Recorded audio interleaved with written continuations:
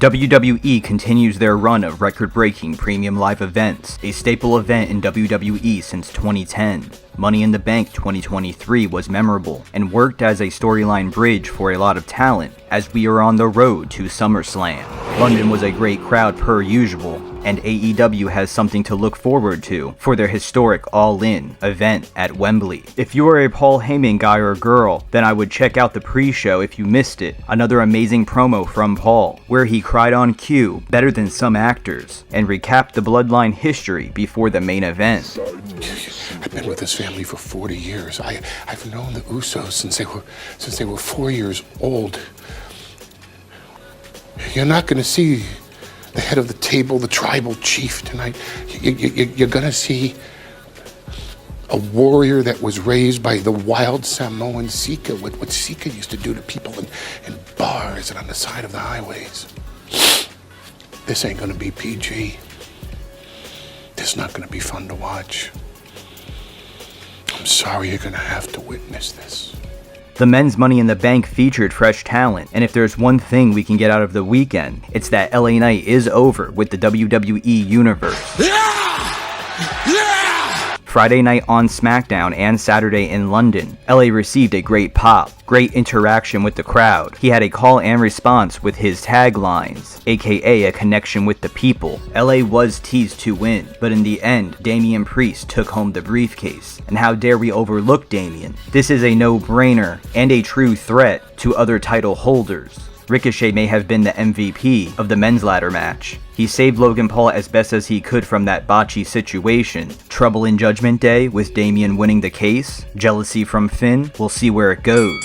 New women's tag title champions, Raquel and Liv, reign once again. And we had the shocker of the night, the Baszler swerve, where she attacked Ronda, and we got more on that story on Monday Night Raw.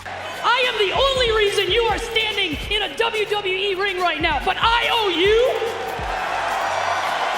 The only thing I owe anybody is an apology for bringing you into this business. I kicked the front door down to get here, whereas you waltzed your way in through the back door straight to WrestleMania, huh?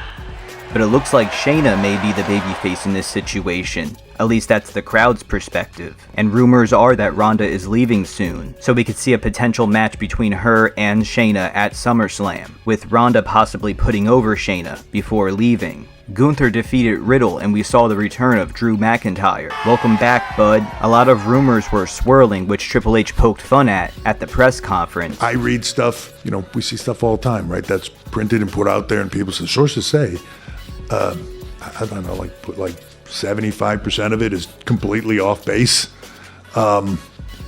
If Drew had an issue, it's news to me. Right? He just was out with an injury and getting some stuff fixed. And while he was out, he had something else he wanted to get fixed. So we did it. And here he is. He's an amazing performer. He is one of the highlight superstars in this time frame, in this era. Thrilled to have him back. And hopefully he's here for the rest of his career. That's how I feel about it. I think he and I speak about it all the time. When all this stuff was coming up, it's funny, we'd talk on the phone here and there, and he'd be like, just laughing, like, oh my God, have you read this now? It just is what it is. McIntyre is not all elite and could be the one to dethrone Gunther. After Cody defeated Dominic, we saw a surprise segment featuring John Cena and eventually Grayson Waller. I feel like this was the moment Cena was searching for with Theory. But rumors were Cena is in London filming for a movie, so he had some time to stop by and hype up that Money in the Bank crowd. There was also a tease for WrestleMania in London. The women's Money in the Bank was a spectacle. Trish Stratus and her yoga abilities were highlighted.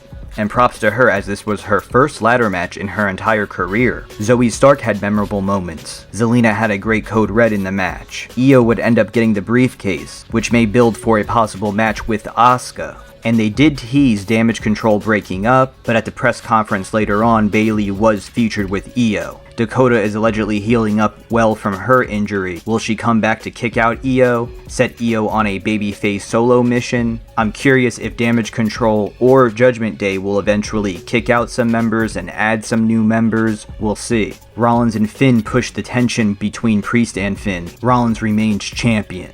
Then Money in the Bank ended with some cinema, which by the way, Trips is up on IWC meme culture.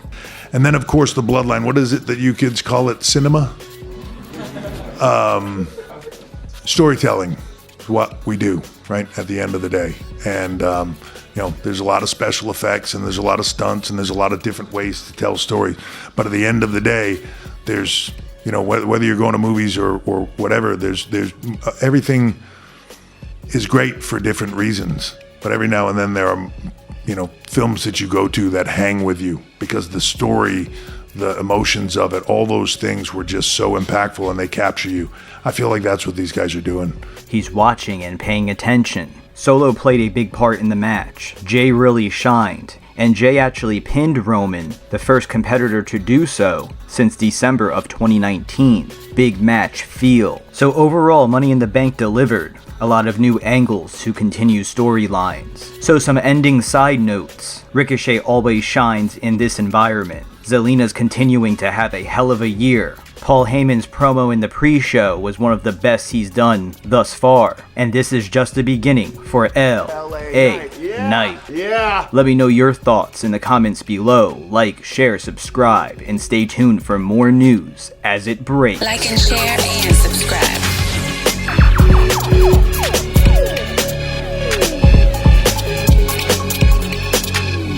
In case you missed it, Becky Lynch and Seth Rollins were featured on the Today Show to hype up Money in the Bank. We are joined now by a literal power couple, WWE superstars Seth Rollins and Becky Lynch. Becky Lynch made WWE history in 2019 as the first woman to win a WrestleMania main event, and she became a Triple Crown champion in February. Seth Rollins has many wins under his belt, including most recently becoming the first title holder of the new World Heavyweight Championship. Well, now this dynamic duo is preparing for WWE's Money in the Bank taking place in London. Seth and Becky, good to see you. Good morning. Yeah, good morning, guys. Good to see you guys. So Seth, you've won Money in the Bank before, but this time you are defending that. Right your here. new World Heavyweight Championship. You want to get a feel? Sure. Be careful. Goes now. with the new hairstyle. Be careful now. Yeah, there you go. You got the belt to match. There you go. There you Wow, go. that is Yeah, be heavy. careful on it. So how are you feeling? It's brand new. How are you feeling heading into the weekend? I feel good, man. Yeah, I feel real good. We just got up Monday Night Raw last night in Savannah, Georgia. Popped in here,